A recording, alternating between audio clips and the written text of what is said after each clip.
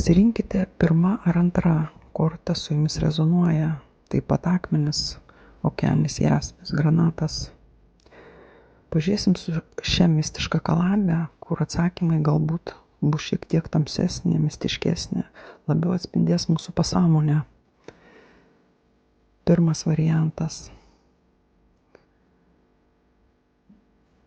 Jisai nurodo, kad kurk bendrystę, atverk savo širdį artimiesiems, pasižiūrėk, kokie vidiniai troškimai jau išsipildė, juos priimti ir atsidaryti naujam šuoliui, naujai energijai. Praktikuoti dėkingumą. Jis padės užsikurti vėl viduje, kad vėl sujungti dalykus išorėje. Neužstrigti ties rezultatais, kad jau gaunasi. Antras variantas. Granatas tai yra energija.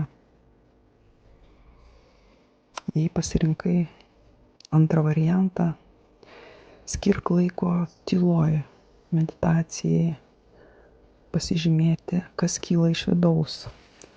Sąmoningai reiktų atsisakyti kažko, kas laiko jūs senoje versijoje. Geriau būti nesaugiu, bet atviru. Tik taip ateis šuolis, tikras augimas. Čia yra sąmoningas sąstingis, kai mes įsižiūrime viduj, kokia kryptim judėti. Įžvalgos duoda didesnius rezultatus negu veiksmas.